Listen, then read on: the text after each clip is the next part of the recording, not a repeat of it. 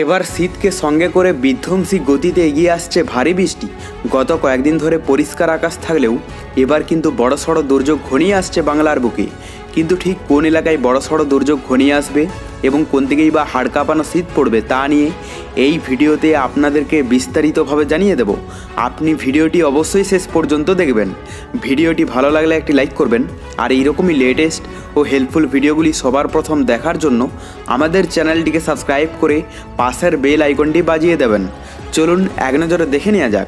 শ্রীলঙ্কা উপকূলের কাছে দক্ষিণ পশ্চিম বঙ্গোপসাগরে যে নিম্নচাপ তৈরি হয়েছে তার প্রভাবে আগামী কয়েকদিন রাজ্য জুড়ে তাপমাত্রার উত্থান হতে পারে বলে জানাচ্ছে আলিপুর আবহাওয়া দপ্তর। ফলে আপাতত রাজ্যে শীতের ছোঁয়া মিললেও সেই আমেজ ধরে রাখা কঠিন হবে।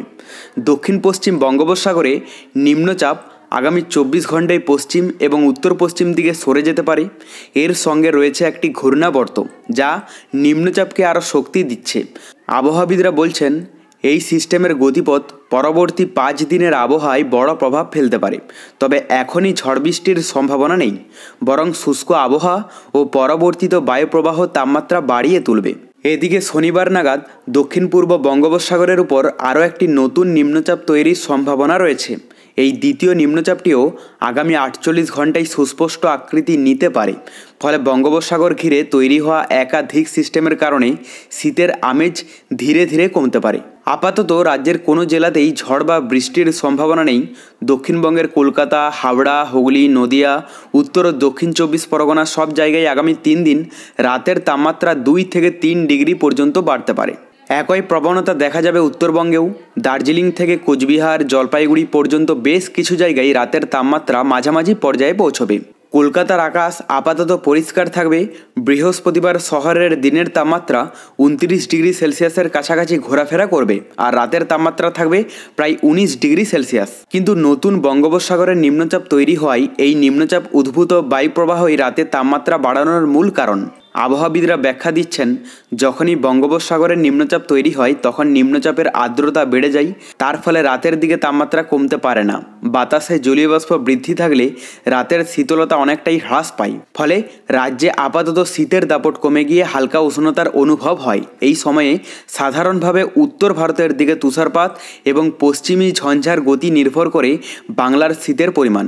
কিন্তু দক্ষিণ পশ্চিম এবং দক্ষিণ পূর্ব বঙ্গোপসাগরের টানা নিম্নচাপ অবস্থান সেই প্রক্রিয়াকে বাধা দেয়। তাই অনেকেই ভাবছেন এবার শীত একটু দেরি করেই জমবে। তবে আবহাওয়াবিদদের মতে এটি সাময়িক। নিম্নচাপ সরে গেলে আবার রাতের তাপমাত্রা কমতে পারে। ডিসেম্বরের প্রথম সপ্তাহে শীত আরও স্পষ্টভাবে অনুভূত হওয়ার সম্ভাবনা উড়িয়ে দেওয়া যাচ্ছে না। সুতরাং আপাতত রাজ্যে শীত কমলেও এই আবহাওয়ার পরিবর্তন সম্পূর্ণ নির্ভর করছে বঙ্গোপসাগরের নিম্নচাপ এবং সংশ্লিষ্ট ঘূর্ণাবর্তের আচরণের উপর। তো মোটামুটিভাবে যা দেখা যাচ্ছে তাতে আজ সকাল, দুপুর এবং রাতের দিকে পশ্চিমবঙ্গের দক্ষিণবঙ্গের এলাকাগুলোর আকাশ সম্পূর্ণ পরিষ্কার থাকবে।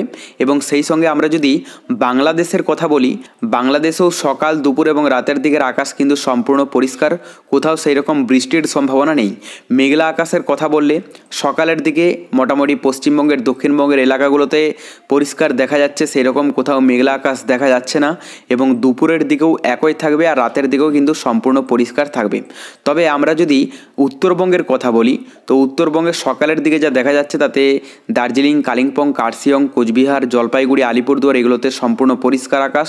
এবং দুপুরের দিকেও একই থাকবে, খুব একটা কিন্তু মেঘলা আকাশ দেখা যাচ্ছে না। রাতের দিকেও কিন্তু সম্পূর্ণ পরিষ্কার আকাশই থাকবে। তো আপাতগতিতে বলা যাচ্ছে যে আজ সকাল থেকে রাতের মধ্যে পশ্চিমবঙ্গের দক্ষিণবঙ্গ এবং উত্তরবঙ্গের এলাকাগুলোর আকাশ সম্পূর্ণ পরিষ্কার। তবে আমরা যদি বাংলাদেশের কথা বলি, তো বাংলাদেশে সকালের দিকে যা দেখা যাচ্ছে তাতে সমুদ্র উপকূলবর্তী এলাকাগুলোতে মোটামুটি হালকা কিছুটা মেঘলা আকাশ থাকতে পারে, যদিও বৃষ্টির সেই রকম সম্ভাবনা নেই। এদিকে ফটিকছড়ি, মানিকছড়ি এগুলোতে হালকা মেঘলা আকাশ থাকতে পারে। এবং ভিতরের কিছু এলাকা আছে, তার মধ্যে এখানে বরিশাল আছে এবং এদিকে মংলা আছে, টুঙ্গিপাড়া আছে।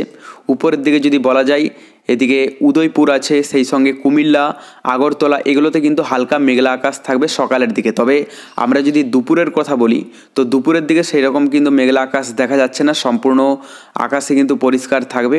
এবং রাতের দিকের কথা বললে রাতের দিকেও কিন্তু একই দেখা যাচ্ছে। এবং বৃষ্টির কথা বলতে গেলে বৃষ্টি যেহেতু মেঘলা আকাশ নেই, তো সেই কারণের জন্য সম্পূর্ণ আকাশে কিন্তু পরিষ্কার থাকবে বাংলাদেশের। সেই রকম কিন্তু কোথাও বৃষ্টির সম্ভাবনা দেখা যাচ্ছে না। তবে পরবর্তীতে নতুন কোনো দুর্যোগের আভাস পেলে আমরা আপনাদেরকে জানিয়ে দেব। তার জন্য চ্যানেলটিকে সাবস্ক্রাইব করে রাখতে ভুলবেন না। দেখা হচ্ছে নেক্সট ভিডিওতে, ততক্ষণ ভালো থাকবেন। Bye bye guys.